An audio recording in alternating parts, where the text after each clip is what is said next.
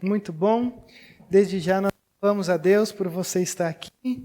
Algumas pessoas nos visitando, sejam bem-vindas, bem-vindos. Sintam-se bem. E nós estamos felizes por começar um novo ano. E geralmente todo novo ano nós refletimos, ou pelo menos eu fico muito indeciso sobre o que falar, como começar, ou talvez como começarmos bem, ou coisas assim que nos ajudarão na nossa caminhada. E aí, pensando nisso, eu falei assim, Deus, eu queria encontrar algo que fosse interessante para a gente e talvez um pouco explorado. E aí eu quero convidar você a abrir a sua Bíblia comigo, lá no livro do profeta Ageu. Rodrigo, tem Ageu? Tem. Está lá no finalzinho do Antigo Testamento. Profeta Ageu, esse profeta curto, de palavras curtas. O período, mais ou menos, desse profeta, de sua mensagem, da sua instrumentalidade diante do Senhor, durou em torno de 4 meses. E eu acho que enquanto você procura, se você é alguém orgulhoso que não olha o índice, eu posso até te dizer o contexto dessa passagem, porque é um texto difícil de achar, um livro pequeno, difícil de achar, mas que nos fala muito sobre um período onde Israel Quando você olha para a história de Israel, você vai ver que houve um período onde Israel estava sob o domínio de Nabucodonosor da Babilônia.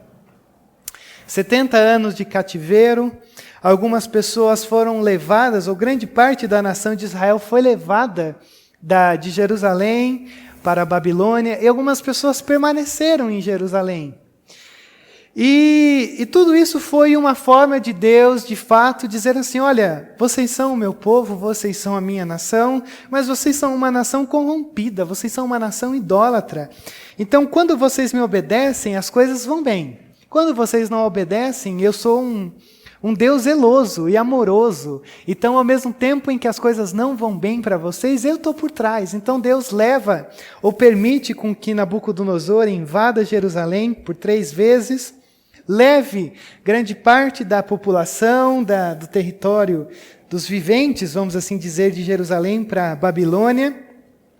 E aí dentro da história você vai ver que há um período onde a Síria começa a se levantar e um rei chamado Ciro, ele simplesmente invade a Babilônia.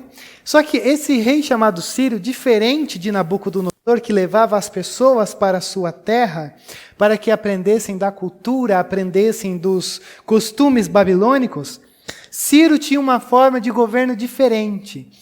Todos aqueles que eram capturados por Ciro, ele permitia que eles voltassem para suas cidades, para suas regiões, para os seus países, o que quer que seja, e pudessem ter uma vida lá, só que sob o seu domínio. Então, depois de 70 anos do cativeiro, de uma maneira muito exata, a Bíblia traça essas eventualidades. Ciro conquista a Babilônia e a primeira coisa que Ciro diz para os israelitas é, olha, podem voltar para a terra de vocês, para Jerusalém. E quando eles chegam em Jerusalém, eles veem uma Jerusalém destruída, os muros destruídos, que era a parte de segurança da cidade, o templo completamente destruído, a cidade completamente destruída. E é aí que entra a história de Esdras, como sendo um daqueles que leva o povo de volta à terra prometida. Depois você vai ver a história do próprio Neemias, que talvez você já conheça, é um pouco mais famoso. E aí, dentro desse contexto de Neemias, o povo começa a construir os muros, começa a reconstruir a cidade. Só que algo que estava no coração de Deus era que eles reconstruíssem o templo. E a figura do templo, diferente de hoje, a figura do templo físico era o símbolo da presença de Deus. Então, quando Deus diz assim, reconstruam o meu templo, é como se Deus estivesse dizendo assim, olha, reconstruam a minha pessoa diante de vocês.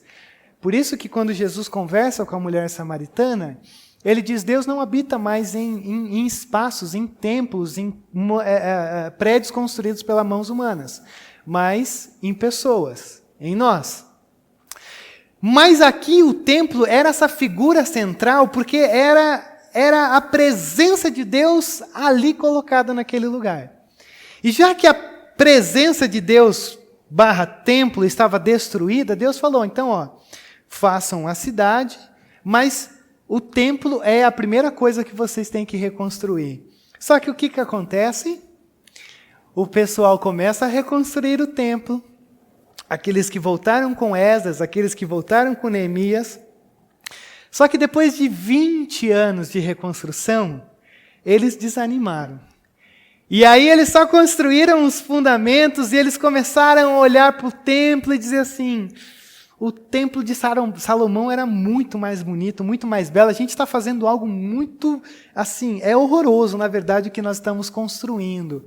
E o povo começa a desanimar da reconstrução do templo. E aí Deus levanta um homem chamado Ageu, e esse homem é interessante porque o seu livro, ele traça de uma maneira exata quando começou a sua mensagem e quando terminou a sua mensagem. Por exemplo, quando a gente traduz aqui Ageu capítulo 1, verso 1, você vai ver que a mensagem ou a instrumentalidade de Ageu como um profeta para que essa nação fosse corajosa e forte para a reconstrução do templo, começou no dia 29 de agosto do ano de 1520. E aí, em torno de 4 meses depois, em 18 de dezembro de 520, essa nação deixou de ouvir a voz de Ageu. Então, o que nós temos diante de nós, ou a grande essência da mensagem de Ageu, é o seguinte: coloque Deus em prioridade na sua vida.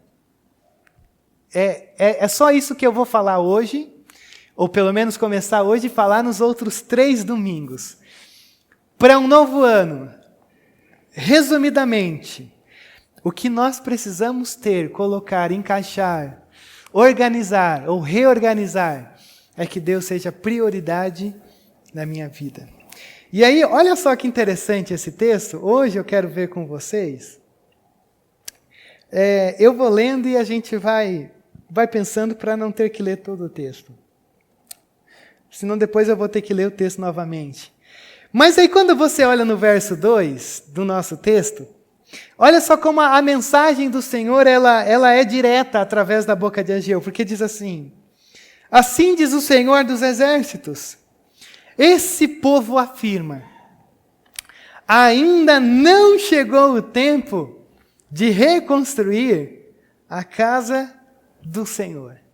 E aí quando eu olho para essas palavras aqui, vai acompanhando comigo o raciocínio, porque geralmente quando você olha para um Deus do Antigo Testamento, que trata com o seu povo de uma maneira tão íntima, geralmente Deus ele trata da sua nação do tipo assim: esse é o meu povo, esse povo é meu, esse povo é escolhido, esse povo é exclusivamente meu.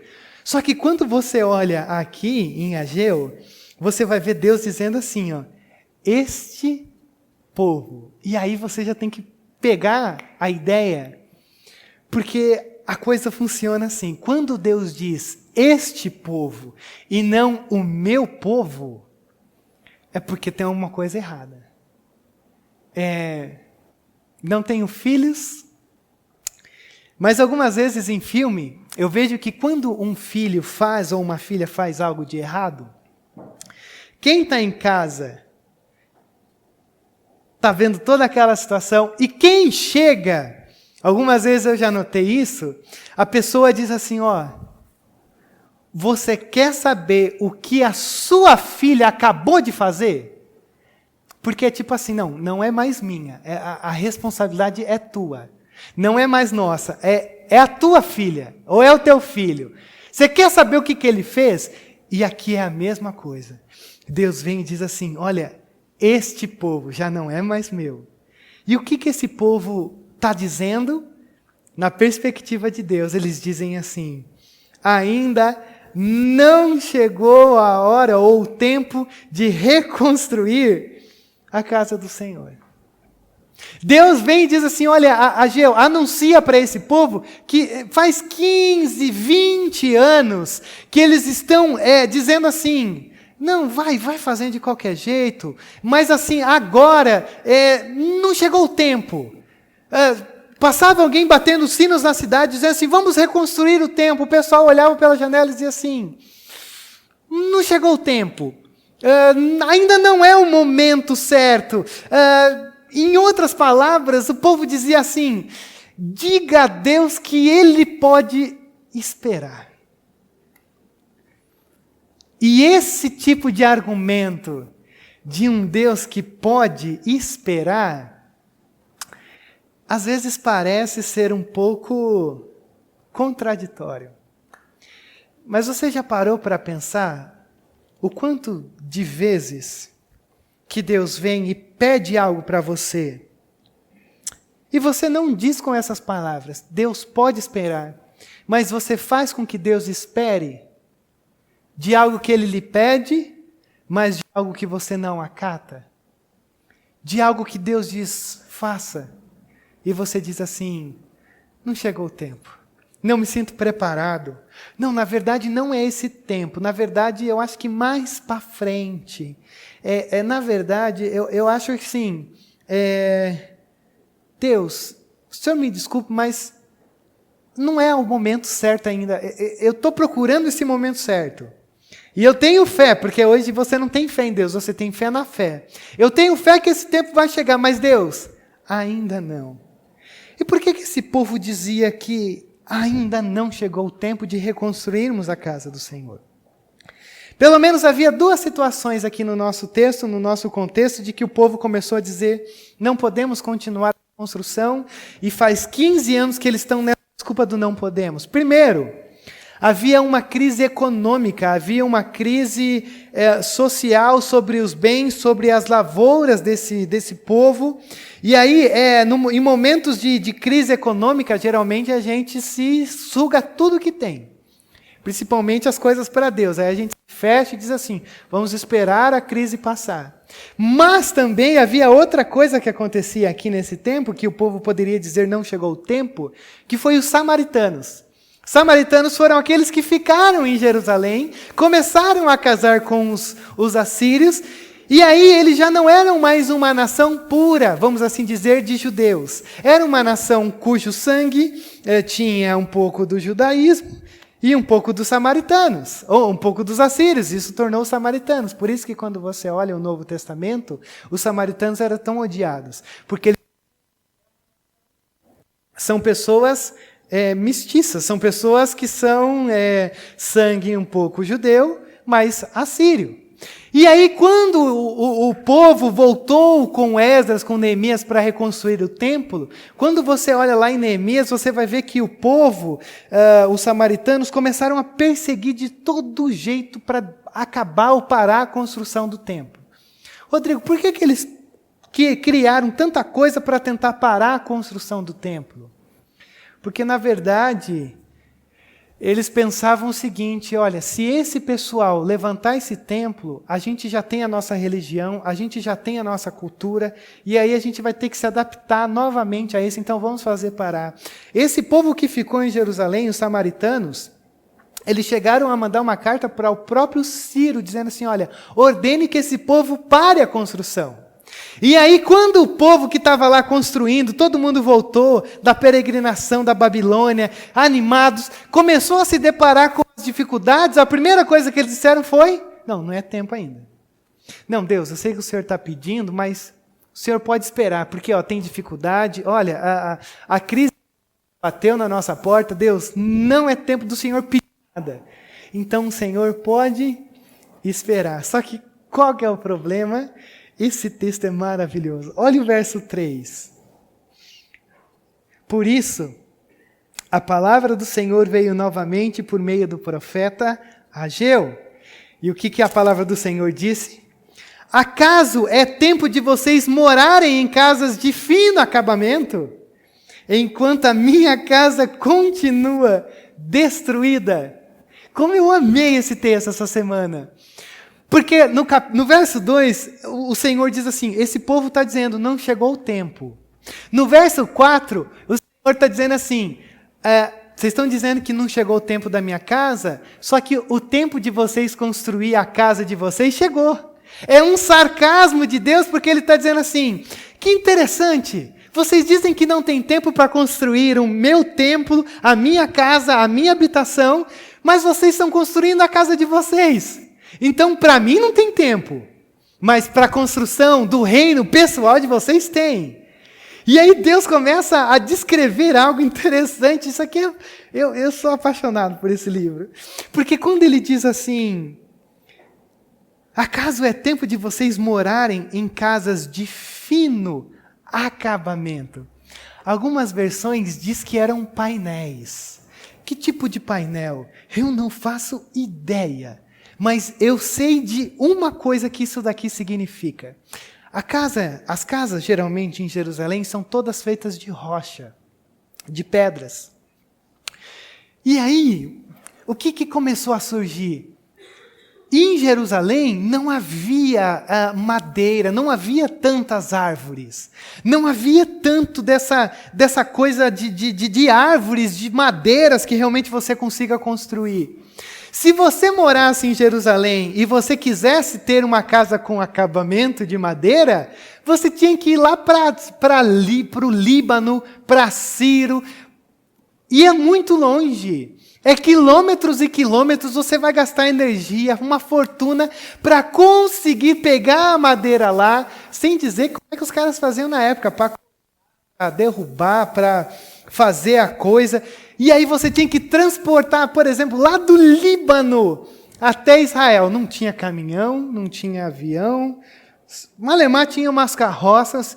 E aí, olha só que interessante. O Senhor está dizendo assim, é interessante, conte-me mais sobre isso. Porque a minha casa não dá, mas vocês estão indo lá no Líbano buscar madeira para construir uns acabamentos de madeira fina para a casa de vocês.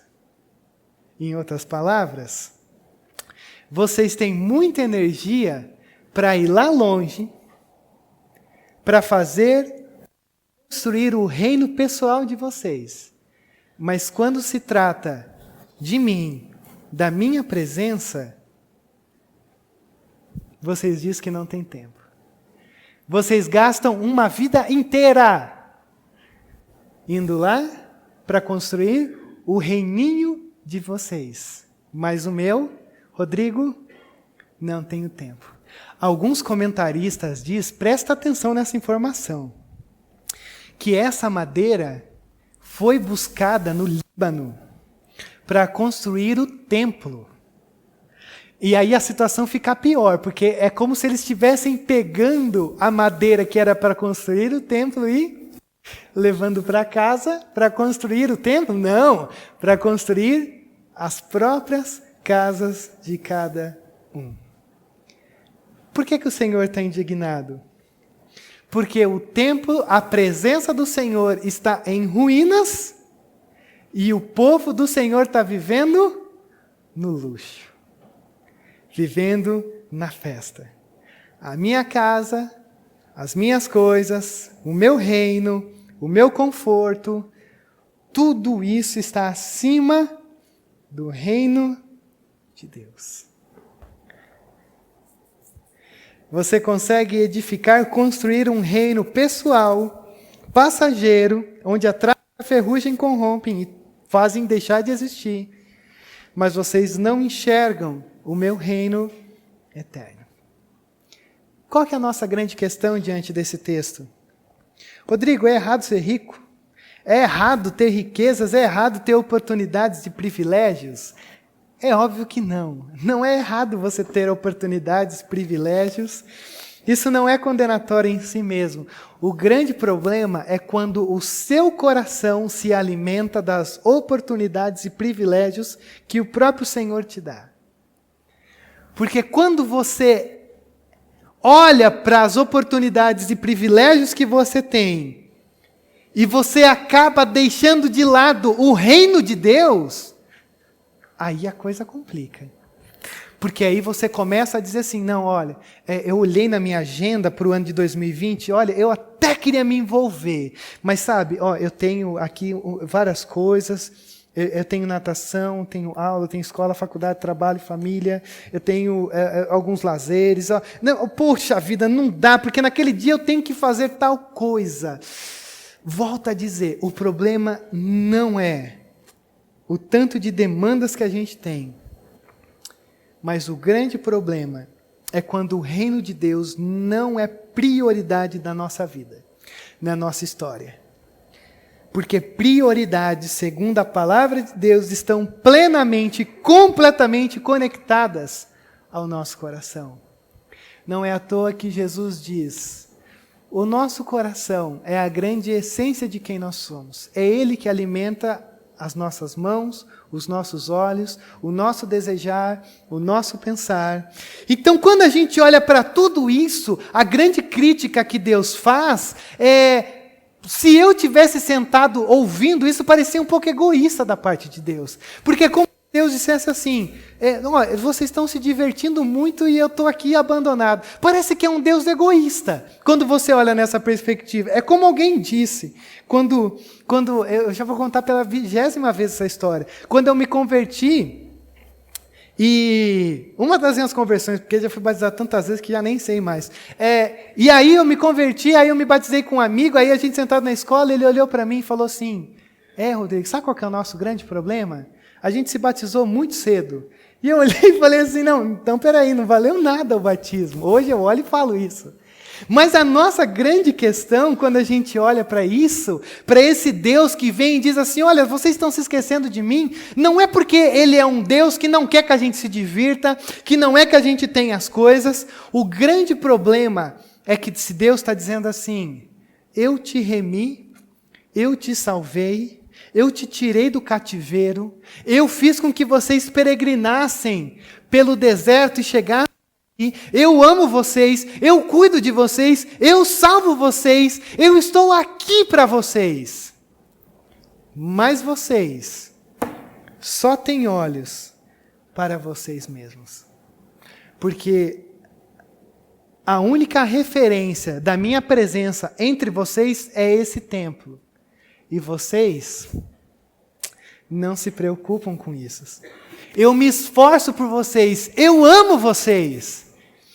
Mas vocês estão preocupados com o acabamento da casa de vocês, da madeira tirada lá de longe, e aí o tempo de vocês, o luxo de vocês é tão grande,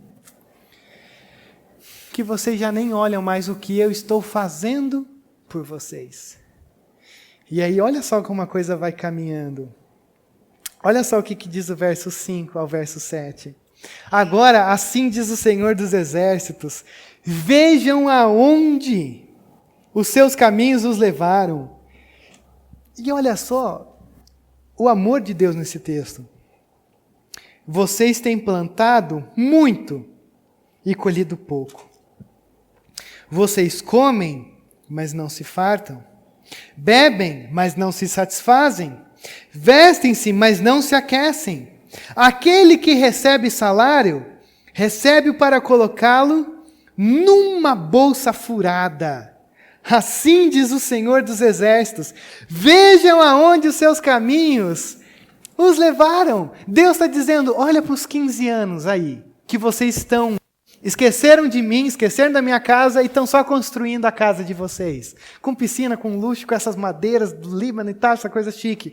Olha para tudo isso e veja que você tem plantado e não tem colhido o suficiente. Que você tem comido, mas não o suficiente para se satisfazer. Que você tem bebido, mas tem sede. Que você está vestido, mas é como se estivesse nu. O que o Senhor está dizendo?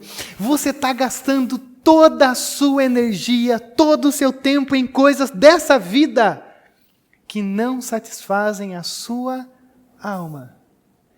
Você está gastando todos os recursos. Você diz que não tem tempo, porque você está perdendo seu tempo com coisas que não valem nada. Não tem retorno nenhum. Comida, bebida, vestimenta, plantação. Tudo isso acaba no reino dos homens. Por quê? Porque caixão não tem gaveta. Você não leva nada na hora do reino, desse reino dos homens cai por terra. E o Senhor vem e diz, olha isso, olha o que você está fazendo. Olha porque vocês não estão percebendo. Mas eu queria te chamar a sua atenção porque tem algo profundo aqui nesse texto também. Olha o verso de número 8. Subam o monte para trazer madeira. Construam o templo para que eu me alegre. E nele seja glorificado, diz o Senhor. Vocês esperavam muito, mas eis que veio pouco. E aí, se segurem no banco e vejam o que o Senhor vai dizer agora. E o que vocês trouxeram para casa, eu dissipei com um sopro. E por que fiz isso? Por causa do meu templo, que ainda está destruído, enquanto cada um de vocês se ocupa com a sua própria casa. Isso aqui me assusta. Isso aqui me assusta, porque o tipo de Deus que nós temos nessa noite é um Deus tão zeloso. Porque, olha só o que ele está dizendo aqui. Vocês estão dizendo, nós plantamos muito e nós colhemos pouco. E Deus entra na história e diz, e eu estraguei o pouco. Eu destruí o pouco. Não só eu destruí, mas deixa eu dizer para vocês. Cuidado. Eu sou a razão porque nada dá certo na sua vida. Por quê? Porque você está tão comprometido consigo mesmo, e ao mesmo tempo eu, o Senhor, eu estou completamente comprometido com o seu fracasso. Ai, como é difícil pregar palavras como essa, porque a gente parece algumas igrejas que ficam dizendo, se você não fizer isso, Deus vai te pegar e você vai perder tudo. Mas, com muito cuidado, entendendo que Deus faz isso com graça, Deus está dizendo assim, sabe por que a lavoura não deu? Porque eu mandei uma tempestade para acabar com tudo. Sabe por que há uma crise econômica aqui em Jerusalém? Porque eu falei assim, não vai nascer nada nessa terra. Por quê? Porque você está tão preocupado com a sua casa que você se esqueceu de quem eu sou. Você se esqueceu das suas prioridades. Você está tão preocupado em trabalhar que eu fiz você perder de vista o seu trabalho ou não está rendendo nada. Quando está tudo muito bem, a gente esquece de construir ou reconstruir o templo do Senhor na nossa vida. Mas quando está tudo ruim, a primeira coisa que a gente olha por alto é Deus, e aí? E aí Deus fala assim, era isso que eu queria. Deixa eu dizer para você, enquanto você continuar vivendo longe dos meus caminhos, muitas vezes Deus vai fazer com que a gente passe por algumas coisas para a gente aprender que o caminho é o caminho dele. Mas, Rodrigo, então peraí, você está dizendo algo que significa assim, será que todas as coisas que eu passei na minha vida e que deram errado, é porque Deus está fazendo dar errado? Não. Nós vivemos num mundo de pecado, nós vivemos num mundo caído, vivemos num mundo corrompido, então você e eu estamos sujeitos a muita coisa ruim que acontece. E Deus não tem nada a ver com isso. Só que o que acontece aqui com Israel é que se você ler depois lá em Deuteronômio, capítulo 28, verso 10, quando Deus faz uma aliança com esse povo, Deus ele diz assim, um detalhe, no dia em que você me abandonar como nação, e aí você voltar para os seus ídolos, se prostrar diante de outros deuses, eu irei reter a chuva das suas lavouras. Então, há uma aliança específica aqui que Deus diz, olha, se você me abandonar vai tudo dar errado. Se você caminhar comigo vai tudo dar certo. Nesse sentido, era essa aliança que Deus tinha com Israel. Então, quando Deus olha para essa nação, levanta esses problemas, diz, olha, vocês estão se perdendo, vocês perderam as prioridades, você está tão preocupado com o seu reino físico, pessoal e passageiro que você se esqueceu de mim. Olha para esses últimos 15 anos de vida, olha para onde vocês estão indo. Vocês estão gastando tanto correndo para tanta coisa, mas vocês continuam sem se sentir saciados, sem se sentir satisfeitos, e vocês ainda parecem que estão nus. E não é essa a verdade da nossa vida como seres humanos? Aquela frase que eu sempre gosto de citar e a todo sermão cabe, quando Santo Agostinho diz assim: fizeste-nos para ti mesmo, e os nossos corações não conseguirão repousar enquanto não nos encontrarmos com o Senhor. Enquanto nós não nos encontrarmos com esse Deus, a gente vai tentar construir o nosso reino de todo jeito. Tudo que nos propõe, tudo que possa nos dar um alívio, a gente vai entrar. Por quê? Porque essa é a nossa história, essa é a nossa condição. Corremos atrás de tanta coisa, buscamos tantas coisas, e isso e aquilo, e o Senhor vem e diz assim: uma coisa te falta. Reconstruir o altar que está diante de você. Uma coisa só te falta. Você compreender que o que você precisa não é correr atrás de tanta coisa. Você precisa de uma coisa só. Buscar em primeiro lugar o reino de Deus e as outras coisas vão aparecer. Por isso que no verso 8, ele vem e diz assim: subam o monte para trazer madeira. Subam lá, aonde vocês estão indo para trazer madeira. Construam o templo, para que eu me alegre e nele seja glorificado, diz o Senhor. O caminho de gastar o tempo em coisas que não são eternas é o mesmo caminho de você entrar e dizer: Deus, aqui está quem eu sou e o que o Senhor quer. Ele diz: voltem para um monte, subam, peguem a madeira, ou pegue esse tempo que você está gastando com tanta coisa e me inclua. Porque você já sabe o caminho, só que o caminho é o mesmo, só que a intenção é diferente. O tempo que você está gastando com um monte de porcariada, que não vai te levar a nada, mas vai só te afundar numa sede cada vez mais profunda, me procure. Me procure com a mesma intensidade com que você tem dado tanto valor em outras coisas, me procure. Da mesma forma que você ama ter um momento de lazer comigo. Da mesma forma que você faz o que tem que ser feito para alcançar algo, para de alguma forma trazer felicidade. Faça isso em mim. Faça isso comigo. Da mesma forma que você está disposto a gastar um monte para ter algum lazer, faça comigo. Por isso que ele diz: se arrependam. Se arrependa de que você tem feito. Se arrependa de como você está gastando por coisas que não vão te satisfazer. Por isso que quando eu olho para esse texto, eu não vejo um Deus emburrado dizendo assim: vocês estão me deixando e eu quero toda a atenção de vocês para mim. É um Deus que oferece graça. É um Deus que oferece satisfação. É um Deus que vem e diz assim: olha, a sua vida está tomando um rumo que não vai terminar bem. Voltem para mim, reconstruam o templo, reconstruam esse altar do teu coração, da minha presença em você. Porque se esse altar, se esse templo, se a minha presença não for construída em você, você vai passar 15, 20, 30, 40, 50 anos correndo atrás do vento. E no final das contas, diante do Senhor, Ele vai olhar e vai dizer para você: olha só, você correu atrás de tanta coisa, mas deixou aquilo que era prioridade.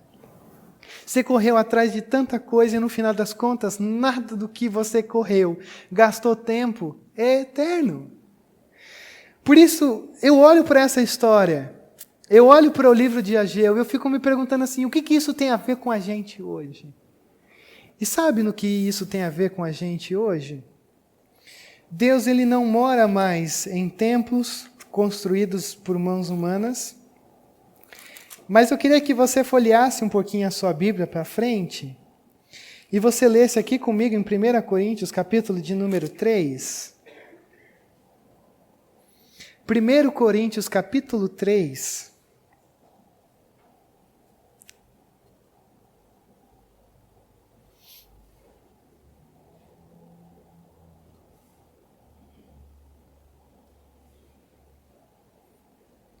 Olha só o que ele vai nos dizer no verso de número 16. 1 Coríntios capítulo 3, a partir do verso 16. Vocês não sabem que são um santuário de Deus e que o Espírito de Deus habita em vocês? Que coisa maravilhosa. Ele está afirmando, ele não está dizendo, procure ser o santuário, procure ser a habitação. Ele está afirmando, dizendo assim, você é. Por quê? Porque Cristo conquistou isso na cruz. Mas agora você tem uma responsabilidade, verso 17. Se alguém destruir o santuário de Deus, Deus o destruirá. Pois o santuário de Deus, que são vocês, é sagrado. Ser forte e corajoso. Por quê? Porque você é sagrado. E o que você faz, ou o que você deixa de fazer, constrói ou destrói o templo que o Senhor tem feito, construído, estabelecido em você e através de você.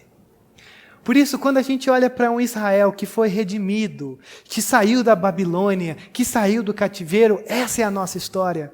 Porque cada um de nós aqui nessa noite era escravo do pecado, nasceu nessa condição, afastados de Deus. E aí o Senhor Jesus entra na nossa história, entra nessa terra, tabernacula nessa existência, nesse chão, pisa no nosso mundo, começa a redimir, morre numa cruz, ressuscita ao terceiro dia para que a gente também fosse transportado desse império das trevas, como Colossenses diz, e estabelecidos no reino do Filho do seu amor. Então a pergunta que eu faço para você nessa noite: como você pode construir um reino pessoal, ou gastar todo o seu tempo e sua energia num tempo pessoal, sabendo que há um Deus que te ama e que te constrange a amá-lo pelo tamanho do seu amor por mim e por você? Então, o que você tem construído? O que você pretende construir a partir de 2020? Casas refinadas que um dia acabarão? Ou um reino eterno que o Senhor te convida e já te inclui, dizendo assim: veja porque é isso que eu quero, e esse é o tipo de pessoas que eu espero que realmente façam parte desse reino do Senhor. Por isso que é uma série de 4 mensagens chamadas Ser Forte e Corajoso, ou Ser Forte e Corajosa. Porque não é fácil, mas o Senhor já conquistou na cruz, e hoje Ele diz: construa um reino eterno, construa o meu reino, eu sou a prioridade, e eu sou tudo aquilo que você precisa que eu seja para você.